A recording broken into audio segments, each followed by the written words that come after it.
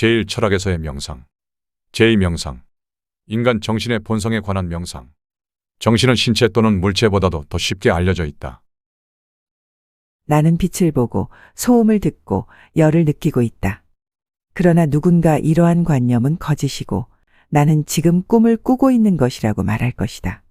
그럼 그렇다고 해주자. 그러나 어쨌든 내가 빛을 보고 소음을 듣고 열을 느끼는 것은 확실하다. 이것은 거짓일 수 없다.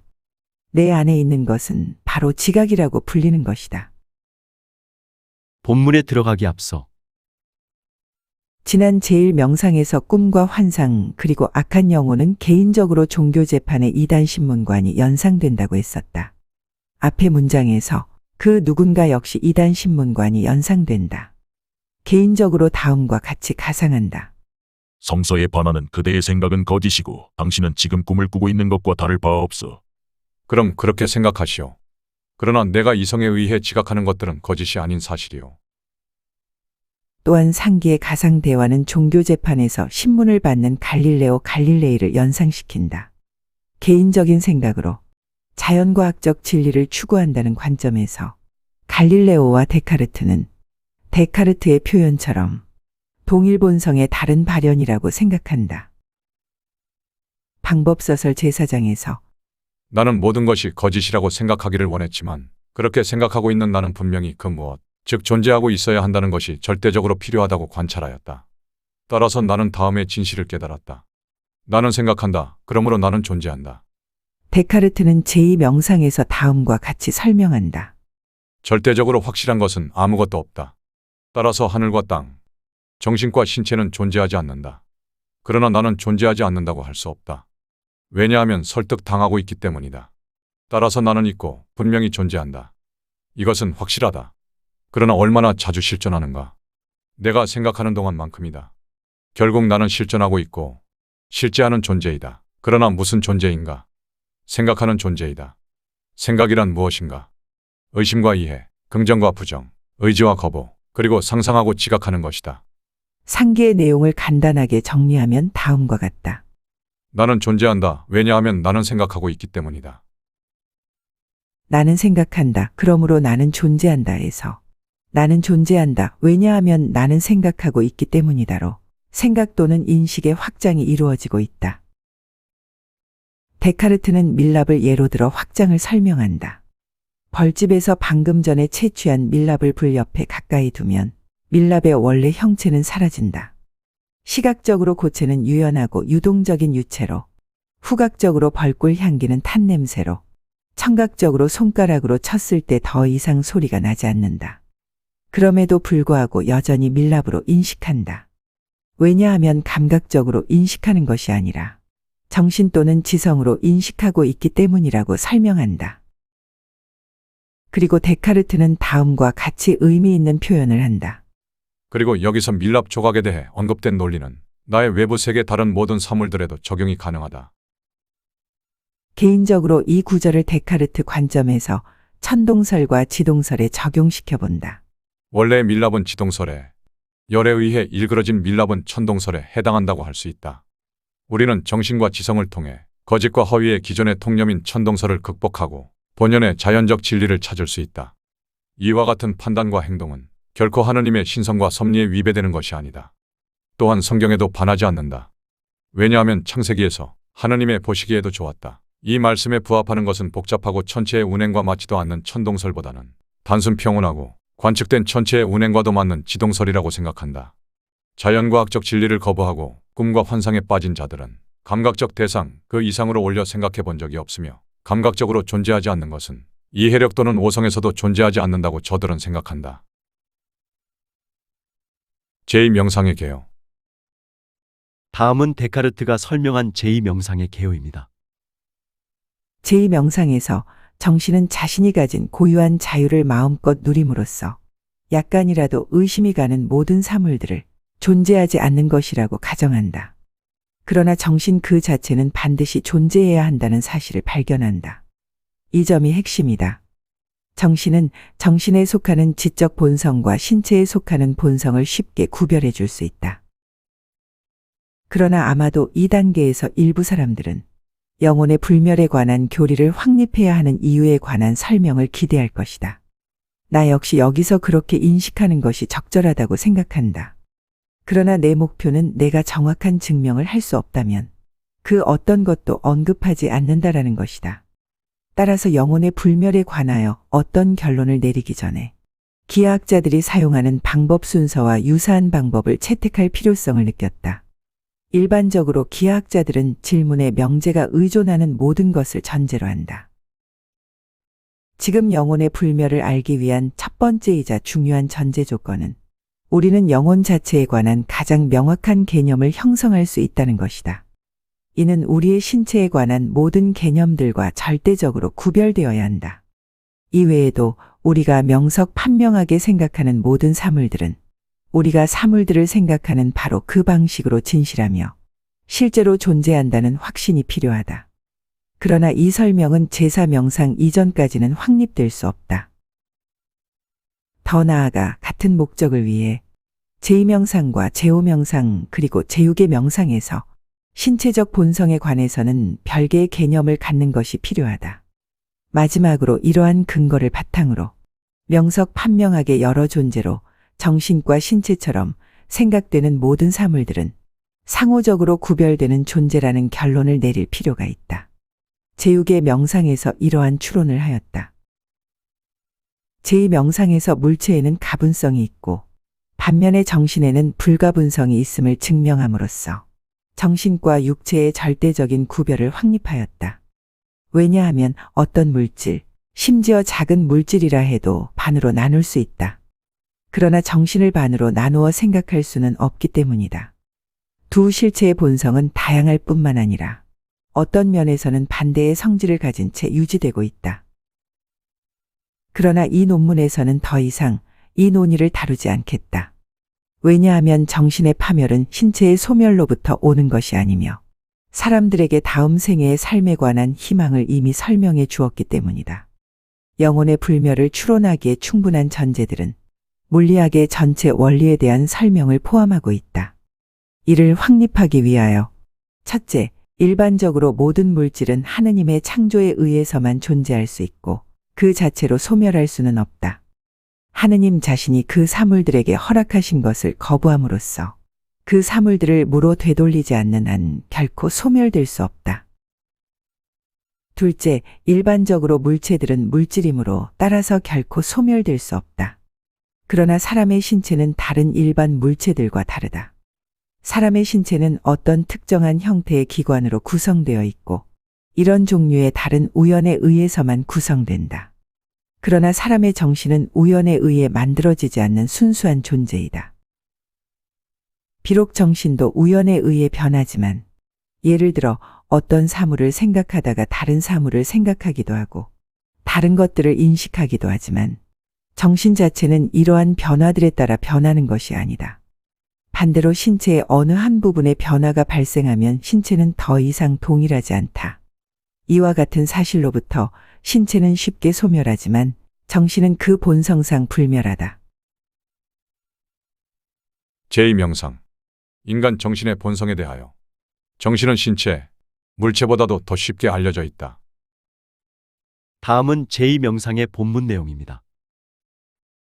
어제의 명상으로 나의 정신은 너무 많은 의구심으로 가득 채워졌다. 이젠 그 많은 의구심들을 잊어버리려 해도 내 능력으로 할 수 없다. 게다가 그 많은 의구심들을 해결할 수 있는 어떠한 원칙도 보이지 않는다.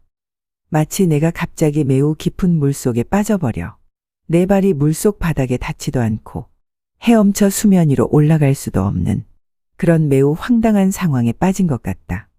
그렇지만 나는 노력을 기울이겠다. 어제 내가 들어섰던 그 똑같은 길을 새롭게 다시 걸어가 보겠다. 만약 내가 절대적 거짓을 발견하는 것에 못지않게 조금이라도 의심이 인정되는 것들도 한쪽으로 치워놓을 것이다. 나는 확실한 것을 발견할 때까지 또는 만약 내가 더 이상 아무것도 할 수 없다면 적어도 확실한 것은 전혀 없다는 확신이 들 때까지 나는 이 길을 언제나 계속해서 걸어갈 것이다. 아르키메데스는 지구를 한 곳에서 다른 곳으로 옮길 수 있다고 가정하고 확고부동한 오직 하나의 점을 요구했었다. 이와 마찬가지로 나에게 명백하고 의심의 여지가 없는 오직 한 가지 진실을 찾을 수 있는 행운을 가진다면 큰 기대를 품어도 될 자격 정도는 있을 것이다. 따라서 나는 내가 보는 모든 것은 거짓 또는 허위라고 가정한다. 내 잘못된 기억 속에 존재하는 많은 사물들은 전혀 존재하지 않는 것이라 믿는다. 나는 감각도 가지고 있지 않다고 가정한다. 나는 신체, 형태, 확장, 운동, 장소도 그저 내 정신 속의 허구라고 믿는다. 그러면 진실로 추정할 수 있는 것은 무엇일까? 아마도 오직 이것 하나일 것이다. 절대적으로 확실한 것은 아무것도 없다. 그러나 조금의 의심도 품을 수 없는 것들과 지금 열거했던 사물들 사이에는 특별히 다른 점이 없다는 것을 나는 어떻게 알고 있는가? 이러한 생각들이 내 정신에서 떠오르게 하신 분은 혹시 하느님이 아니실까? 또는 어떤 존재가 내가 그 존재를 어떻게 부르든 간에 존재하고 있는 것은 아닐까? 그러나 나는 왜 그런 존재를 가정하는가? 나 스스로 그러한 사물들을 만들어낼 수도 있는데 그렇다면 적어도 나 역시 어떤 특별한 존재가 아니겠는가? 그러나 앞서 나는 감각이나 신체를 소유하고 있지 않다고 가정했었다. 그 다음으로 나는 무엇을 도출할 수 있을지 주저한다. 나는 신체와 감각에 많은 의존을 하는데 신체와 감각이 없으면 나는 존재할 수 없지 않는가? 나는 세상에 절대적으로 존재하는 것은 없다고 이미 설득했었다. 이를테면 하늘과 대지, 정신, 신체는 존재하지 않는다. 따라서 나 역시 동시에 존재하지 않는다. 그렇다면 나는 존재하지 않는다고 설득된 것인가? 전혀 아니다. 나는 분명히 존재한다. 왜냐하면 설득 당했기 때문이다. 그러나 최고의 힘과 동시에 극히 교활함을 지닌 그 존재가 무엇인지 아직 알지 못한다. 다만 이 강력하고 교활한 존재가 자기의 모든 책략을 동원하여 나를 끊임없이 속이고 나를 기만하고 있다. 따라서 의심의 여지 없이 나는 존재한다. 왜냐하면 나는 속고 있기 때문이다. 그렇다면 그자가 나를 계속 속이도록 하자.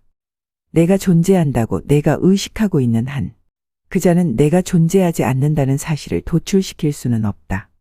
따라서 이 모든 것을 성숙하고 주의 깊게 생각하면 나는 있다. 나는 존재한다. 이 명제는 필연적으로 진실하다. 내가 이 명제를 표현하거나 또는 내 머릿속에서 떠오를 때마다 필연적으로 이 명제는 진실하다는 생각이 든다. 그러나 나는 어떤 존재인가? 이에 대해서는 아직 명쾌하게 알지 못한다. 물론 나는 존재하고 있음은 분명하다. 그 다음으로 나 자신이 정당하게 존재할 수 있는 공간에 우연한 실수로 또는 경솔하게 내가 다른 어떤 사물로 대체되지 않도록 주의해야 한다. 그리고 진실로부터 멀리 떨어져 방황하지 않도록 주의해야 할 것이다. 심지어 가장 확실하고 명백하다고 생각되는 지식에서도 방황하지 않도록 주의해야 한다. 이런 이유로 지금 일련의 생각들을 하기 전에 내가 이전에 자신을 무엇으로 믿고 있었는지 다시 한번 생각해 볼 것이다. 나의 이전 의견들 중에서 내가 제기한 의심의 근거에 의해 적어도 무효화될 수 있는 모든 것들을 제거할 것이다. 결국에는 확실하고 의심의 여지가 없는 것 외에는 아무것도 남아있지 않게 하기 위해서이다. 그렇다면 나는 이전에 나를 무엇으로 생각했는가? 의심 없이 나는 인간이라고 판단했다. 그러면 인간은 무엇인가?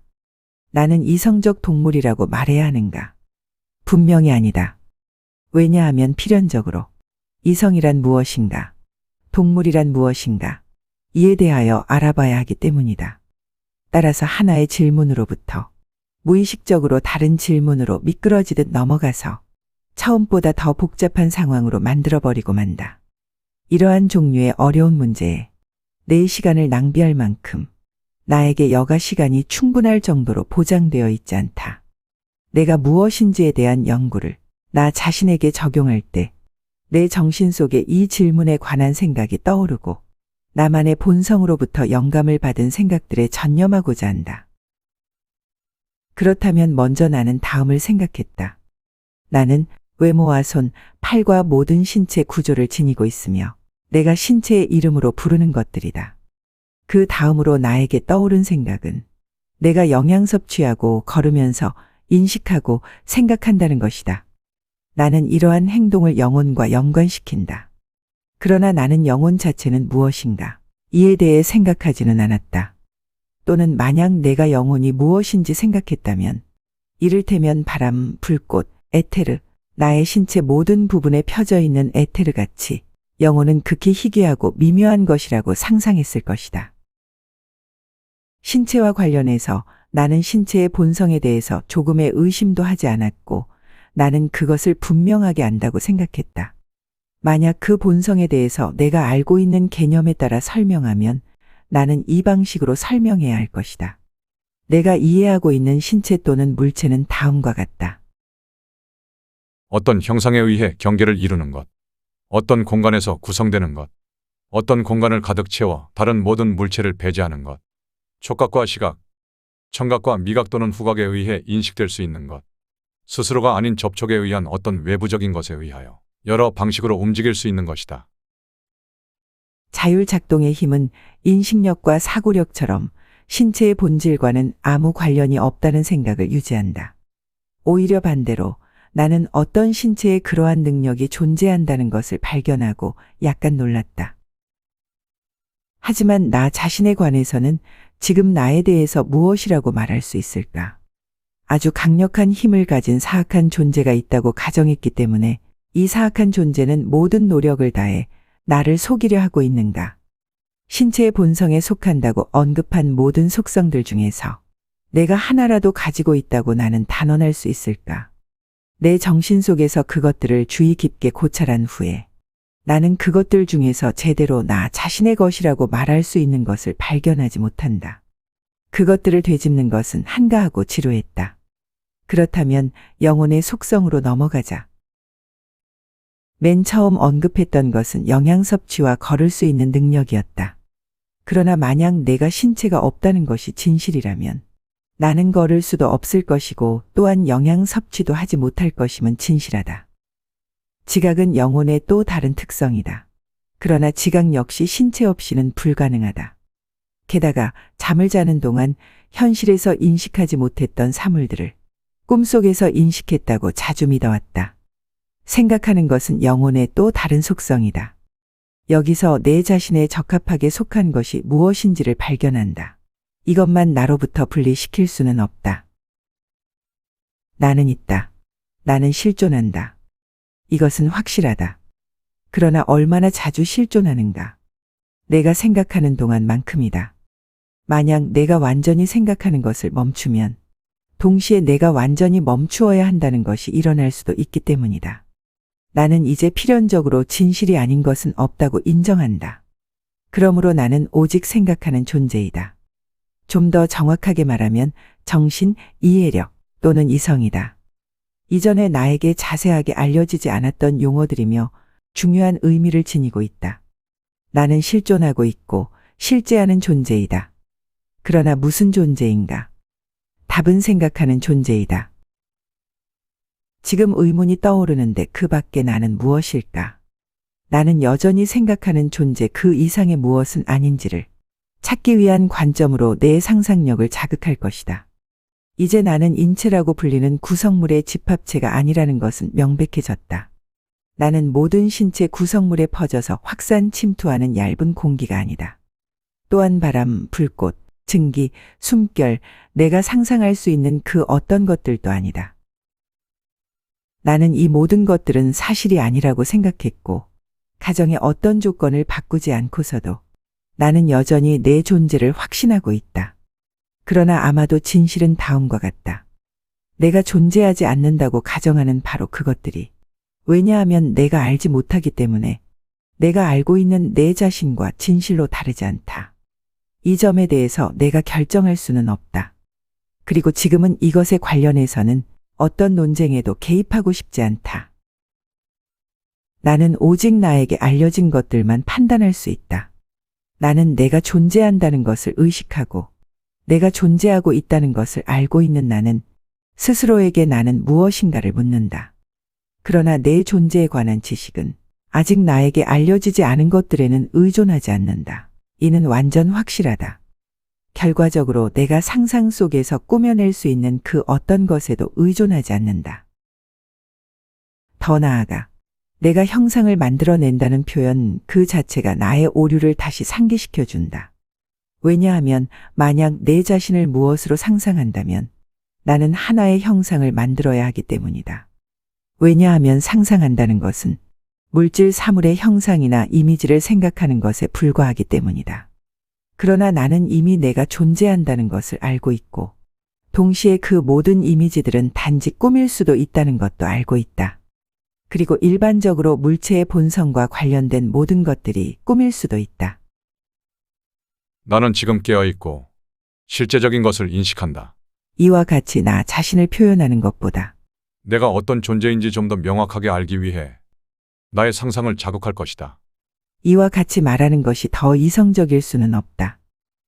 그러나 나의 인식은 충분히 명확하지 않기 때문에 내가 꾸는 꿈은 내 인식의 사물을 좀 더 진실하고 명백하게 표현해 줄 수 있으므로 이러한 목적으로 나는 잠에 들 것이다. 그러므로 내가 상상으로 받아들일 수 있는 모든 것들은 나 스스로가 가진 지식에 속한다고 할 수 없다. 이러한 사고 방식으로부터 나의 정신을 최대한 주의하여 상기시킬 필요성이 있으며 완전 명석하게 내 정신의 고유 본성을 알 수도 있을 것이다.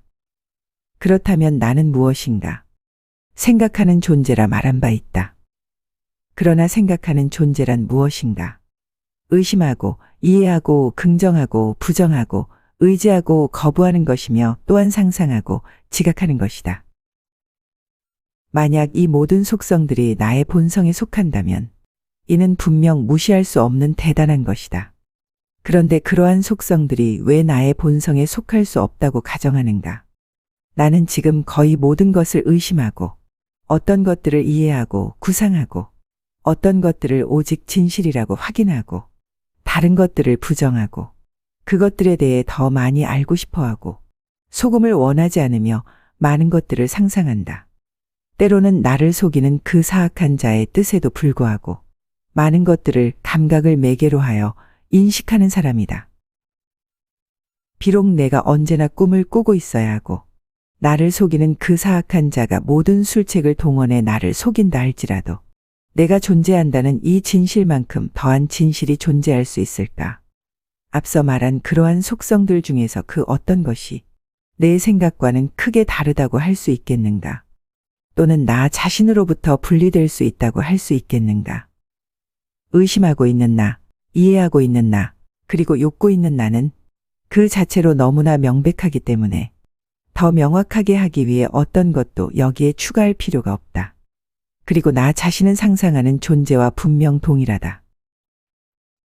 비록 내가 앞서 언급한 것처럼 내가 상상하는 것이 진실하지 않다고 할지라도 여전히 상상력은 내 안에 실제로 존재하고 내 생각의 일부를 형성하는 것을 멈추지 않는다. 결국 나는 지각하는 존재이며 감각기관에 의해 어떤 사물을 이해하는 존재이다. 사실 나는 빛을 보고 소음을 듣고 열을 느끼기 때문이다. 그러나 누군가 이러한 관념은 거짓이고 나는 지금 잠을 자며 꿈을 꾸고 있다고 말할 것이다. 그럼 그렇다고 해주자. 그러나 어쨌든 내가 빛을 보고 소음을 듣고 열을 느끼는 것은 확실하다. 이것은 거짓일 수 없다. 내 안에 있는 것은 바로 지각이라고 불리는 것이다. 지각은 생각과 다름없는 것이다. 따라서 이 사실로부터 나는 이전보다 훨씬 더 명석판명하게 내가 어떤 존재인지 알기 시작한다. 그러나 그럼에도 불구하고 나는 여전히 다음과 같이 믿고 있는 것 같다. 물질 사물들의 이미지는 감각에 속하는 생각, 즉 감각적 사고에 의해 형성되며 감각적 사고에 의해 관찰되어진다. 따라서 물질 사물들이 내 자신의 일부보다 훨씬 더 명확하게 알려져 있다. 반면에 내 자신의 일부는 도무지 내 생각으로는 알 수 없다. 현실적으로 내가 납득하고 있고 나에게는 잘 알려진 그리고 내 고유의 본성에 속하는 즉 한마디로 나 자신보다 나에게는 의심스러워 보이고 잘 알려지지 않은 그리고 나에게 속하지 않는 존재를 훨씬 더 명석하게 알 수 있고 이해할 수 있다고 말한다면 정말 이상하게 들릴 것이다. 그렇지만 나는 이 상황이 어떤 상황인지 분명하게 알고 있다. 내 정신은 방황하는 경향이 있다. 아직도 진리의 범위 안에서 머무르는 것을 허용하려 하지 않는다. 따라서 다시 한 번 더 정신 스스로에게 맡겨보자. 모든 종류의 자유가 그렇듯이 향후에 적당한 때가 오면 조용히 나의 정신은 다시 되돌아와 더 쉽게 통제할 수 있을 것이다. 따라서 이제 일반적으로 가장 쉽게 생각되는 사물들과 마찬가지로 가장 명확하게 알려진 사물들에 대해서 생각해보자. 이 사물들은 우리가 감각적으로 접촉하고 눈으로 보는 사물들을 말하는 것이지 일반적인 사물들을 말하는 것은 아니다. 왜냐하면 일반적인 사물들의 개념들이 오히려 우리를 더 혼란스럽게 만들기 때문이다. 예를 들어 이 밀랍 조각을 보자. 최근에 벌집에서 가져왔고 꽤 신선하다. 이 밀랍에 남아있는 꿀의 달콤함이 아직 사라지지 않았다. 아직도 밀랍의 꽃들의 향기를 약간 간직하고 있다. 밀랍의 색깔, 모양, 크기는 눈에 보기에도 명백하다. 그것은 단단하고 차갑고 다루기가 쉽고 손가락으로 치면 소리가 난다. 결국 가능한 한 명확하게 형체를 만드는 데 기여하는 모든 것들이 우리 앞에 있는 밀랍의 형체에서 발견된다. 그러나 내가 말하는 동안 밀랍을 불 근처에 놓자. 맛은 사라지고 냄새는 증발하며 색이 변하고 모양이 파괴되고 크기가 커지고 액체가 되고 뜨거워지고 거의 다루기 힘들 정도이며 이젠 부딪혀도 소리가 나지 않는다. 이런 변화 뒤에도 여전히 같은 밀랍이 남아있다고 할 수 있는가? 밀랍은 남아있다고 인정해야 한다. 누구도 의심하지 않는다. 그리고 다르게 판단하지도 않는다. 그렇다면 내가 그 밀랍 조각에서 그렇게 많은 구별을 알고 있었던 것은 무엇이었는가? 내가 밀랍을 감각에 의해 관찰한 모든 것이 전부일 수는 없다. 왜냐하면 확실히 맛, 냄새, 시각, 촉각 그리고 청각에 해당하는 모든 것들이 변했지만 여전히 동일한 밀랍은 남아있기 때문이다. 지금 내가 생각하고 있는 것은 이 밀랍에서 꿀의 달콤함도 향기로운 꽃 냄새도 하얀 색상도 형상도 소리도 사라졌다는 것이다. 방금 전까지만 해도 밀랍의 형태는 분명했지만 지금은 단지 변형된 물체로서 존재하고 지금 다른 사람들에게는 그렇게 인식되고 있는 것이다. 하지만 정확하게 말하자면 이런 식으로 밀랍을 생각할 때 내가 상상하는 것은 무엇인가? 신중하게 고려하자. 밀랍에 속하지 않는 모든 것을 제거한 후에 무엇이 남아있는지 지켜보자. 부피가 커졌고 유연하고 유동적인 특징 외에는 분명히 아무것도 남아있지 않다. 그러나 유연하고 유동적이다는 무엇을 의미하는가? 한 조각의 밀랍이 둥근 모양에서 정사각형으로 되거나 또는 정사각형에서 삼각형의 모양으로 되는 것을 상상하고 있는 것은 아닌가?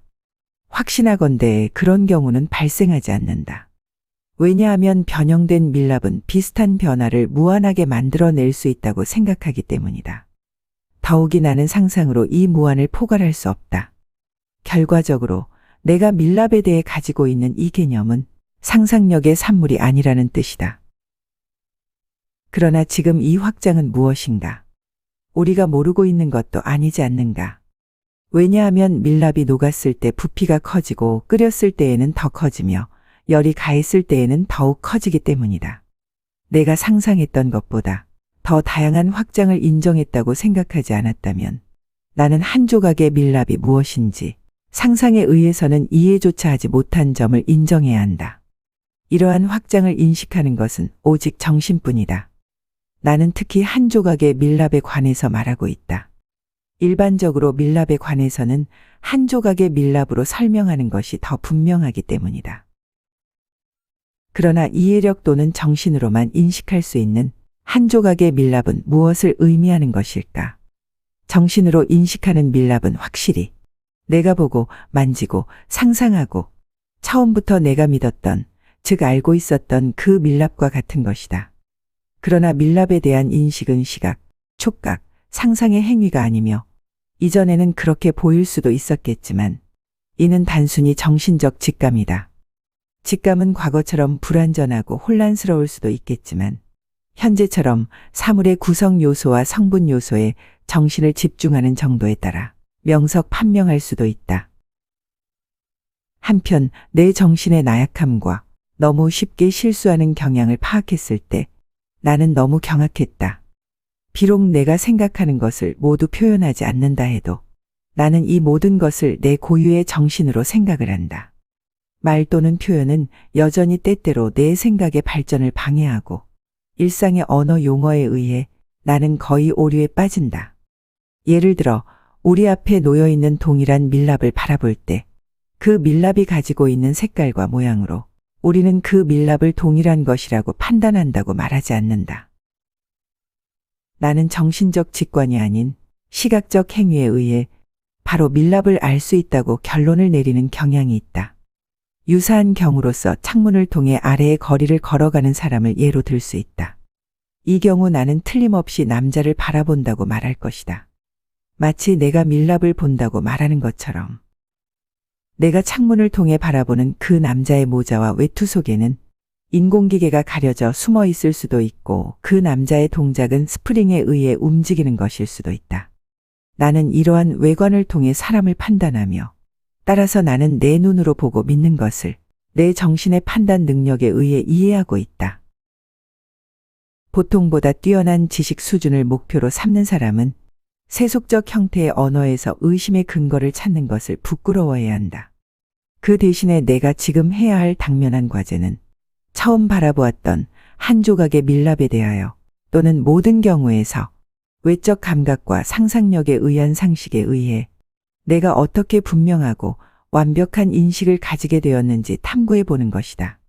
그리고 그것이 무엇인지 그리고 어떤 방식으로 알려져 있는지 좀 더 주의 깊게 검토한 후에 지금보다 더 분명하게 이해하고 있는지도 탐구해 볼 것이다.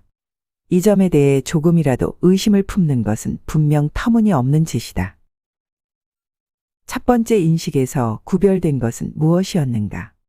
어느 동물은 인식하지 못할 수도 있는 것을 나는 그것을 무엇으로 인식하고 있는 것인가? 그러나 내가 외부 형태로부터 밀랍을 구별했을 때 마치 내가 조끼를 벗은 것뿐인데 완전 벌거벗은 것으로 생각하는 것처럼 비록 내 판단에서 약간의 오류가 발견될 수도 있겠지만 그럼에도 불구하고 인간의 정신을 소유하지 않고서는 나는 사물을 이해할 수 없다. 이 사실만큼은 확실하다. 그러나 마지막으로 나는 정신 그 자체, 즉 나 자신에 대해 뭐라고 말해야 되는가? 왜냐하면 아직도 나는 정신 외에는 어떤 것도 인정하지 않기 때문이다. 그렇다면 한 조각의 밀랍에 대해 그렇게 분명하게 이해하고 있는데 더 큰 진실과 확신으로 또한 더욱 명석판명하게 왜 나 자신에 대해서는 알지 못하는 것일까?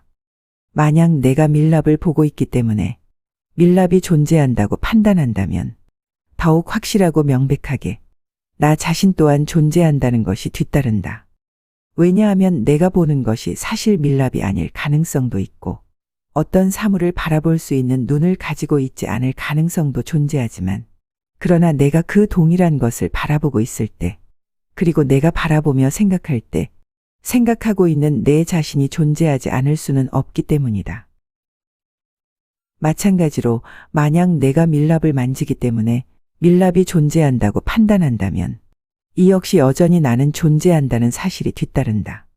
만약 내가 상상력에 의해 밀랍의 존재를 설득한다고 판단한다면 또는 다른 원인에 의해 그것이 무엇이든 간에 밀랍의 존재를 판단한다면 나는 여전히 같은 결론을 내릴 것이다.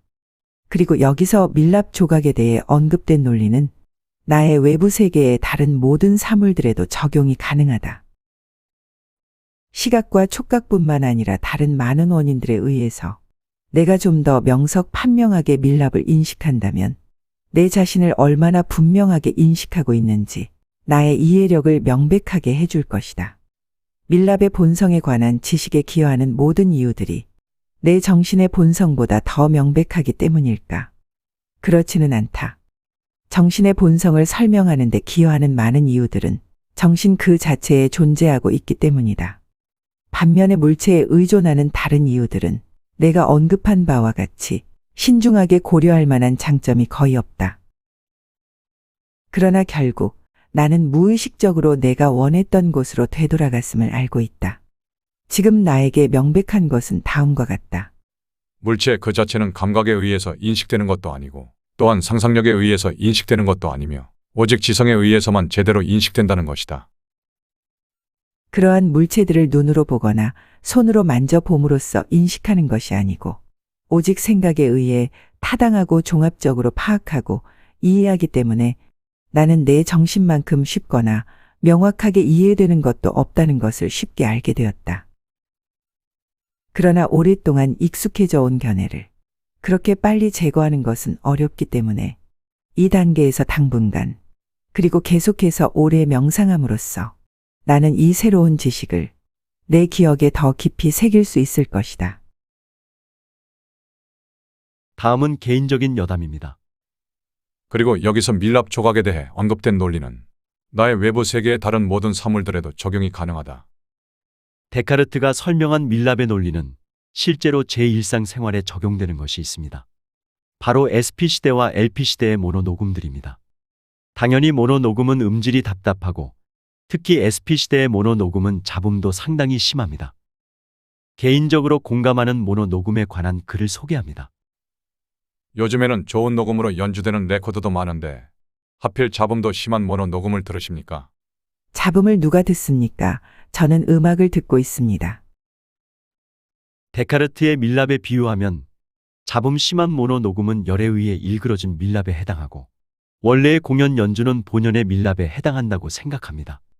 저는 모노 녹음을 들을 때 원래의 연주를 상상하거나 아니면 생각하면서 듣습니다. 하지만 제 음악적 지식과 조예가 부족하여 한계가 분명히 존재합니다. 제가 모노 녹음을 즐겨 듣는 가장 큰 이유는 그 어느 음반으로도 대체 불가하기 때문입니다. 저뿐만 아니라 모노 녹음을 즐겨 듣는 분들에게도 공통된다고 생각합니다. 예를 들어 1951년 프루트뱅글러가 바이로이트 페스티벌 오케스트라와 합창단을 지휘하여 녹음한 베토벤 교향곡 제9번 연주에서 특히 사악장 피날레의 열악한 녹음에도 불구하고 다른 음반, 심지어 프루트뱅글러의 다른 녹음과도 대체 불가합니다. 제가 올린 베토벤의 교향곡 제3번 영웅 교향곡 영상에서 사용된 브루노 발터의 모노 녹음도 대체 불가입니다. 많은 마에스트로들이 연주한 수십 종의 영웅 교향곡 중에서 제가 선택한 연주는 브루노 발터의 1957년 토스카니니 추모 기념 연주입니다.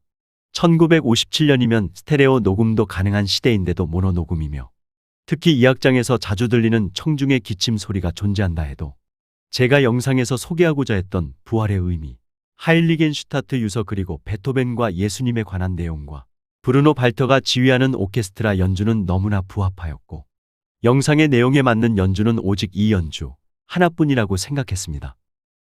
그러나 이러한 생각은 제 개인적인 생각일 뿐 베토벤 교향곡 제3번 영웅에는 많은 마에스트로의 수많은 명연주들이 존재하며 저 역시 모노와 스테레오를 구분하지 않고 많은 마에스트로들의 연주들을 즐겨 듣습니다. 영상을 시청해 주셔서 감사합니다.